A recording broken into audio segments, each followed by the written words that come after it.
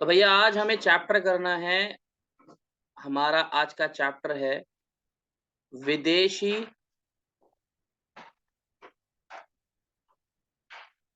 विनिमय दर।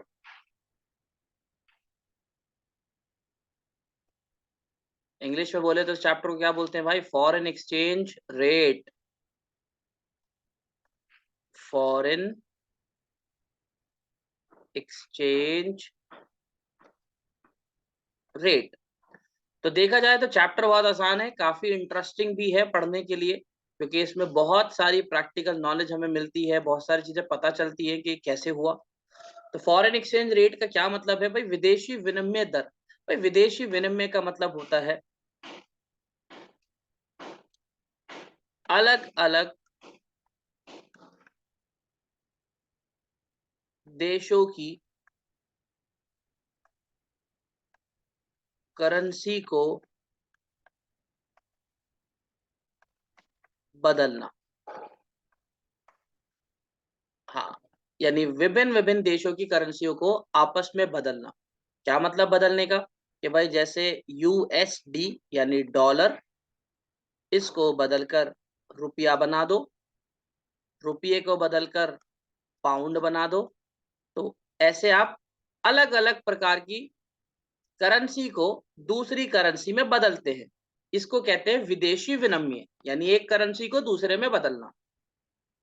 अच्छा जी, अगर एक करेंसी को दूसरे में बदलना है, जैसे मान लो मैं डॉलर को रुपये में बदलना चाहता हूं, तो इसके बीच में जब तक कोई दर तय नहीं होगी, क्या डिसाइड नहीं होगी? जब तक इनके बीच में कोई दर, क्या बोलते हैं दर को? रेट। जब तक इनके बीच में कोई रेट डिसाइड नहीं होगा, तब तक हम दो करेंसी को कैसे चेंज करेंगे? मतलब अगर इनके बीच में कोई रेट ही डिसाइड नहीं है, तो मैं कैसे तय करूंगा कि कितने डॉलर देकर कितने रुपए मिलेंगे? इसीलिए करेंसियों के बीच में क्या डिसाइड किया जाता है? एक रेट, जिसको क्या कहते हैं? दर। तो वो अगला क्वेश्चन है कि विदेशी विनिमय दर किसको कहते हैं? विदेशी विनिमय दर से अभिप्राय उस दर से है, उस दर से है जिस पर एक देश की करेंसी को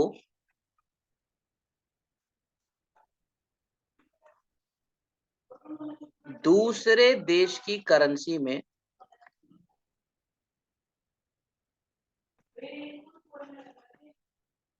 दूसरे देश की करेंसी में बदला और परिवर्तित किया जाता है, किया जाता है। तो बड़ी सिंपल सी और बड़े आसान डेफिनेशन हो गई। विदेशी विनिमय दर का मतलब वो रेट, वो दर जिस पर एक देश की करेंसी को दूसरे में बदला जाए। कोई एग्जाम्पल दे दो भाई, लो एग्जाम्पल। एक यूएस डॉलर अगर बदलना है रुपये में, तो उसके लिए आपको देना पड़ेगा 81 रुपया। तो इन दोनों के बीच में दर क्या बन गई? $1 81 रुपए। ये है इनकी दर, इसको कहते हैं रेट। तो अगर किसी भी बंदे को $5 चाहिए, तो 81 को 5 से मल्टीप्लाई कर दो भाई, पता चल जाएगा आपको कितना है। तो इस तरह से हम इनके बीच में क्या डिसाइड करते हैं? दर। अगला प्रश्न ये बनता है आदित्य भाई कि ये दर निर्धारित कौन करता है? दर निर्धारित कौन करता है? हाँ, ये बड़ा अच्छा क्वेश्चन है। कौन दर निर्धारित करता है? कौन तय करेगा कि कितनी दर होगी? किसने कहा $1 81 का होगा? भाई कोई 70 क्यों नहीं कह रहा, 50 क्यों नहीं कह रहा? और पिछले महीने तो ये $75 था, ये अब 80 से पार हो गया है। तो इसके पीछे कौन है? तो दर को निर्धारित करने के लिए हमारे पास तीन प्रणालियां हैं, तीन सिस्टम।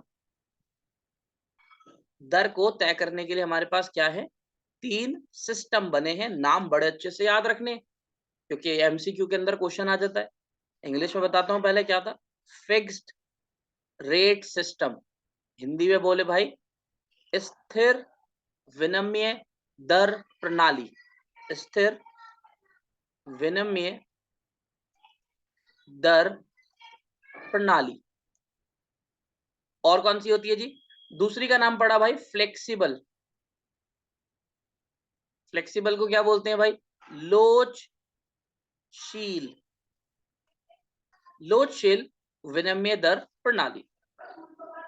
और तीसरी क्या होती है भाई? भाई तीसरी का नाम है मैनेज्ड फ्लोटिंग।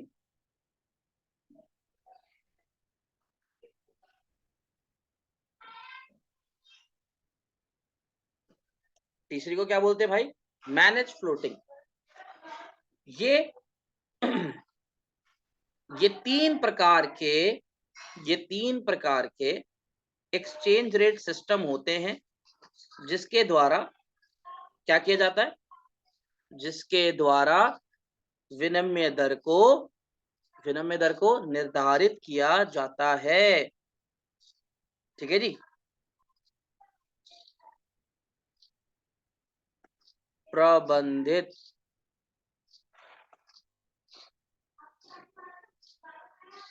फ्लोटिंग।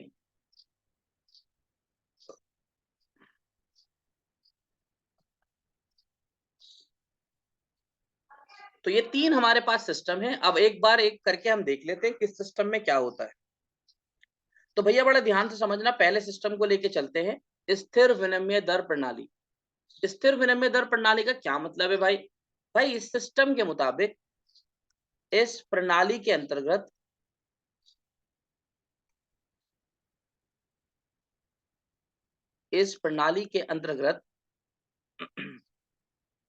विनिमय दर देश की सरकार द्वारा निर्धारित की जाती थी। है नहीं थी क्यों? क्योंकि सिस्टम अब खत्म हो चुका। हाँ जी, ये सिस्टम अब खत्म हो चुका, लेकिन क्योंकि सिस्टम रह चुका है, पहले होता था, इसलिए पढ़ना है। तो इस प्रणाली के अंतर्गत विनिमय दर सरकार द्वारा निर्धारित की जाती थी। अच्छा जी, जैसे एग्जांपल दो भाई। लो एग्जांपल। सरकार से पूछा, हाँ भाई बताओ, एक यूएस डॉलर की कीमत कितनी रखोगे? भाई सरकार ने कहा जी हम रखेंगे 4 रुपये। दर निर्धारित हो गई। मतलब पूरा पूरा कंट्रोल सरकार के पास था। हाँ, कोई कंफ्यूजन नहीं होनी चाहिए इसमें।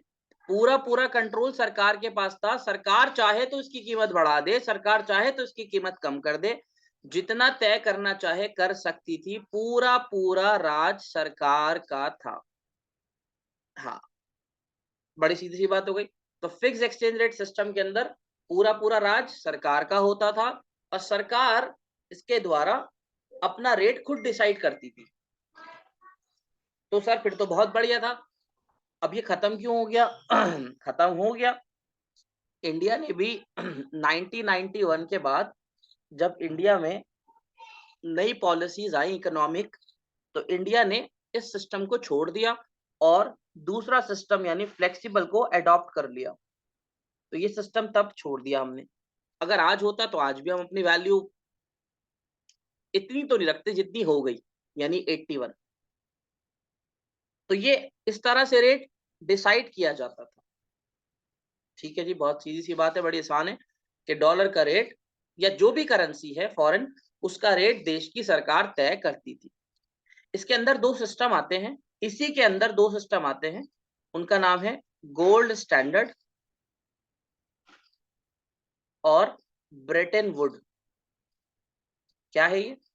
फिक्स के अंदर ये दो सिस्टम आते हैं, गोल्ड स्टैंडर्ड स्वर्ण मानक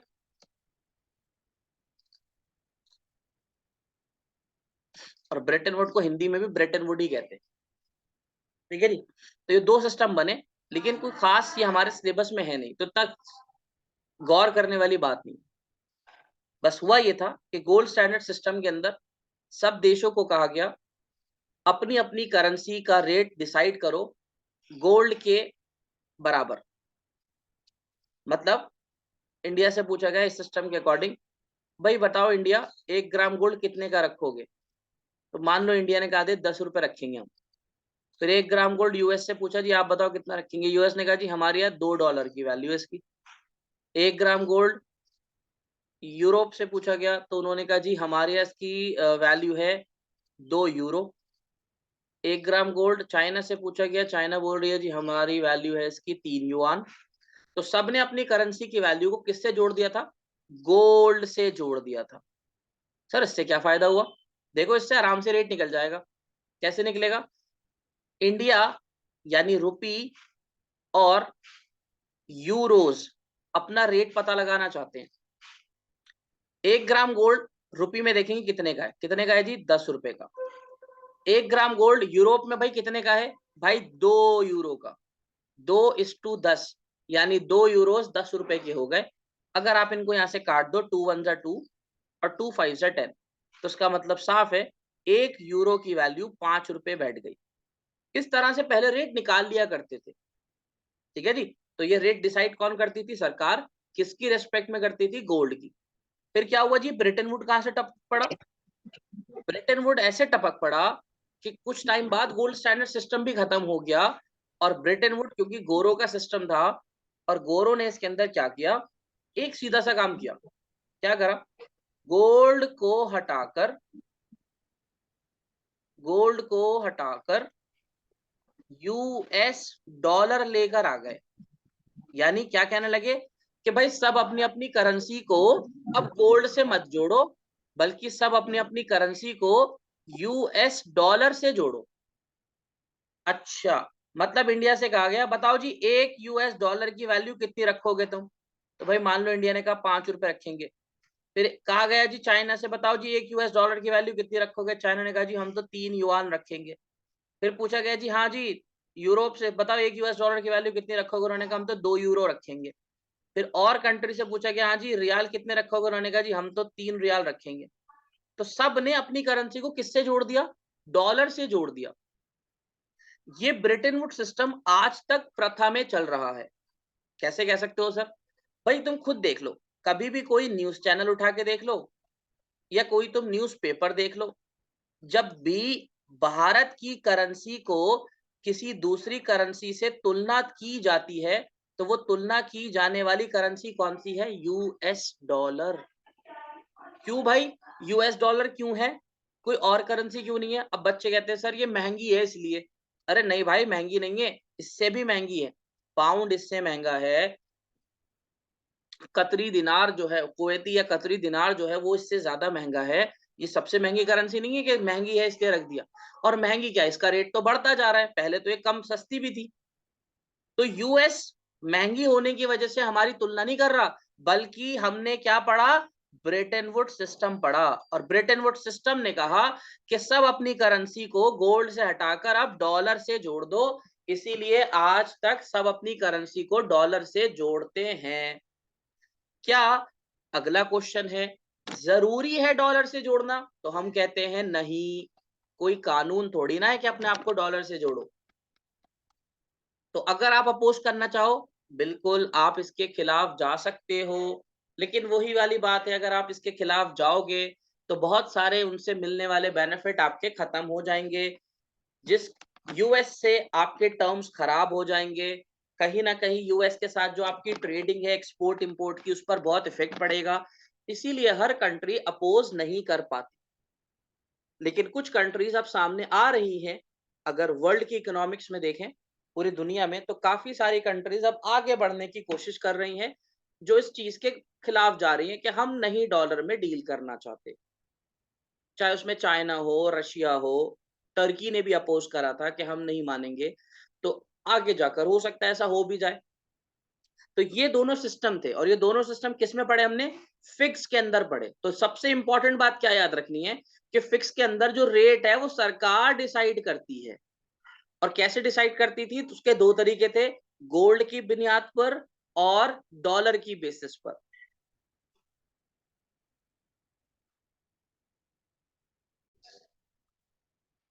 ठीक है जी। तो अब ये हमारा फिक्स एक्सचेंज रेट सिस्टम हो गया। अब जरा मैं आपको आगे लेके चलता हूं। क्या है जी? कुछ टर्म्स हैं। हाँ, क्या टर्म्स है? एक टर्म है रीवैल्यूएशन, और एक टर्म है डीवैल्यूएशन। क्या मतलब है इनका? आराम से समझते हैं टर्म्स को। हिंदी में कहते हैं जी डीवैल्यूएशन को अवमूल्यन।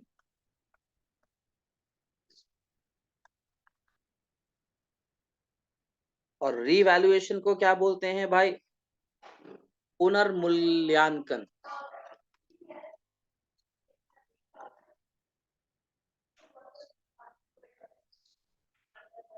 पुनर्मूल्यांकन। तो आप आराम से समझते हैं भाई इनका मीनिंग क्या होता है और कैसे करते हैं इनको।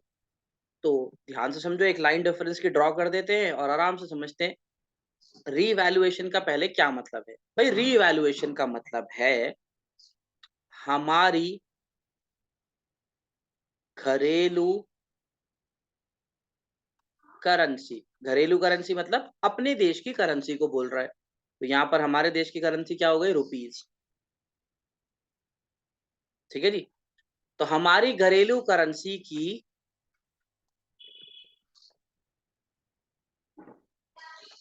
मूल्य में वृद्धि होना। क्या मतलब रीवैल्यूएशन का? कि जब रुपीस की वैल्यू बढ़ जाती है, जब रुपी की वैल्यू बढ़ जाती है तो उसको कहते हैं रीवैल्यूएशन। यानी हमारी करेंसी की वैल्यू के बढ़ने को कहते हैं रीवैल्यूएशन। अगर हम प्रॉपर डेफिनेशन लिखें तो हम क्या बोलेंगे? इससे अभिप्राय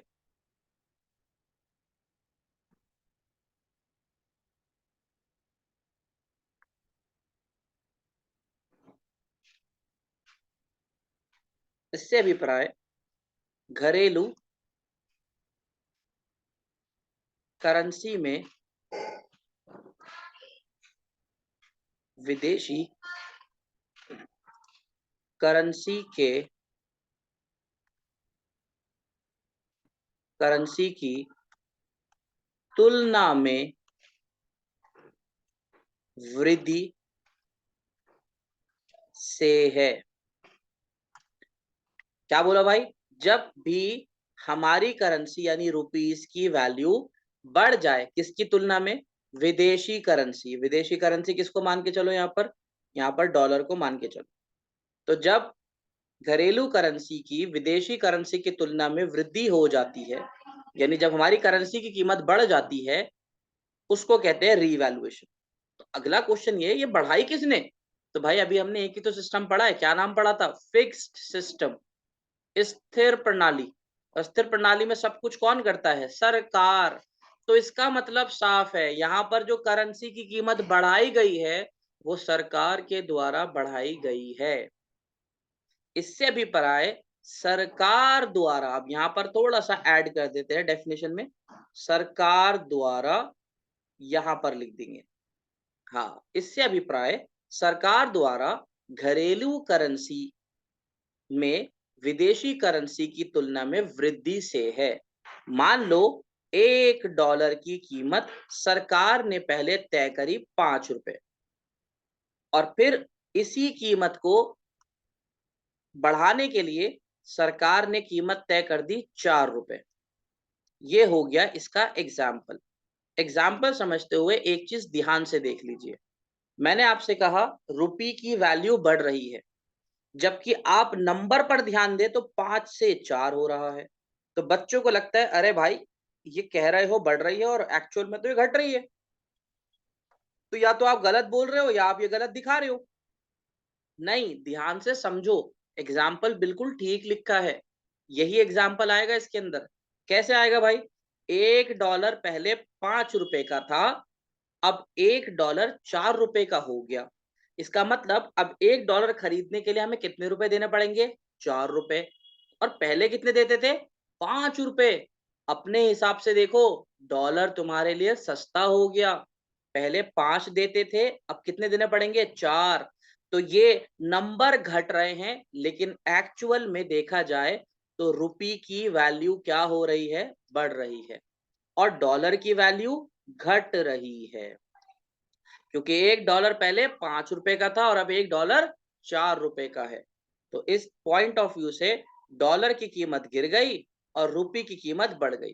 तो इसको क्या कहते हैं? इसको रीवैल्यूएशन कहते हैं। अच्छा जी, ठीक है सर। सर डीवैल्यूएशन बिल्कुल इसका अपोजिट है। क्या मतलब होगा भाई? वृद्धि की जगह फॉल, गिरना। इससे अभिप्राय सरकार द्वारा घरेलू करेंसी यानी रुपीस में विदेशी करेंसी डॉलर की तुलना में कमी से है। बस सरकार ने जानकर अपनी करेंसी खुद गिरा दी भाई। हाँ, सरकार द्वारा अपनी करेंसी को खुद गिरा देना, यानी सरकार ने खुद डॉलर की तुलना में रुपये की कीमत को कम कर दिया। एग्जाम्पल कैसे बनेगा? $1 अगर 5 रुपए का था तो सरकार ने खुद इसको 5 नहीं, इसको बढ़ाकर 8 रुपए कर दिया। फिर वही वाली बात आएगी, ध्यान से। आपको देखने में लग रहा होगा कि मैंने अपोजिट लिखा है, लेकिन एग्जाम्पल बिल्कुल ठीक है। पहले $1 5 रुपए में लेते थे हम लोग, अब वही $1 खरीदने के लिए हमें कितने रुपए देने पड़ेंगे? 8। डॉलर महंगा हो गया। डॉलर महंगा होने का मतलब हमारी कीमत कम हो गई। तो इसलिए नंबर पर मत ध्यान दो, थोड़ी समझ लगाओ। तो 5 से 8 होने का मतलब रुपये की कीमत गिर रही है और डॉलर की कीमत बढ़ रही है। क्यों हुआ ये? क्योंकि सरकार ने खुद ये ऐसा एक्शन लिया। अब क्वेश्चन ये बनता है दिमाग में कि भैया कौन सी सरकार इतनी बेवकूफ होगी जो अपनी करेंसी खुद गिरा देगी? भाई कोई गिराए तो समझ आता है, खुद से क्यों गिरा रहे? तो बड़ा आसान सा इसका आंसर है कि कोई कंट्री अपनी करेंसी की वैल्यू क्यों गिराता था। तो देखो इसका सीधा रिलेशन इनसे है। किससे? हमारे विदेशी विनिमय दर का जो सीधा प्रभाव पड़ता है वो इन दो चीजों पर पड़ता है। किस पर? एक्सपोर्ट इंपोर्ट, निर्यात आयात के ऊपर हमारा इसका बड़ा इम्पैक्ट पड़ता है। हाँ जी, क्या इम्पैक्ट पड़ता है? देखो मान लो यहां पर रुपये की कीमत गिर गई। हाँ जी गिर गई बिल्कुल। और डॉलर की कीमत बढ़ गई। रुपये की कीमत गिरने का मतलब है कि रुपये अब सस्ता हो गया। डॉलर के कंपैरिजन में रुपये की वैल्यू क्या होगी? गिर गई। गिरने का मतलब सस्ता। वो कह रहे हैं तो चीप है, चीप। यानी पहले हम $1 देकर इंडिया से कितने रुपए का सामान खरीदते थे? 5 रुपए का। अब वही डॉलर देकर हम इंडिया से कितना सामान खरीदेंगे? 8 रुपए का। सस्ता हो गया ना हमारे लिए, ज्यादा सामान खरीद लेंगे अब हम। तो वो हमसे खूब सामान खरीदेंगे क्योंकि हमारी करेंसी की वैल्यू गिर गई। जब वो हमसे सामान खरीदते हैं तो उसको क्या कहते हैं? एक्सपोर्ट। तो देश के एक्सपोर्ट में क्या हो जाएगी? वृद्धि हो जाएगी। तो कोई भी देश अपनी करेंसी की वैल्यू इसलिए गिराता है या गिराता था जिससे उसके देश में एक्सपोर्ट बढ़े। और एक्सपोर्ट बढ़ेगा तो बाहर से खूब विदेशी करेंसी हमारे देश में आएगी जो हमारे लिए काफी फायदा देगी। और क्योंकि रुपी सस्ता हो गया तो भाई डॉलर क्या हुआ? भाई बड़ा सीधा है, अगर रुपी सस्ता है तो डॉलर महंगा हो गया। बड़ी सीधी सी बात है। तो एक चीज सस्ती है तो दूसरी महंगी हो गई। अब भाई अगर हमसे डॉलर महंगा हो गया तो हम उनसे अब ज्यादा सामान नहीं खरीद सकते। जब हम बाहर से सामान खरीदते हैं तो उसको क्या बोलते हैं? इंपोर्ट। तो इसका मतलब देश में इंपोर्ट में क्या आ जाएगी? कमी आ जाएगी। तो ये हमारे लिए एक अच्छा स्टेप होता है या होता था। तो अगर कोई कंट्री उस टाइम पर किसी कंट्री की सरकार अपनी करेंसी खुद गिरा देती थी तो उसके पीछे एक मूल्य कारण ये होता था कि वो चाहती थी हमारे एक्सपोर्ट बढ़े और इंपोर्ट कम हो जाए। तो जब एक्सपोर्ट इंपोर्ट का यहाँ पर है तो यहाँ भी कर लेते हैं एक्सपोर्ट इंपोर्ट का।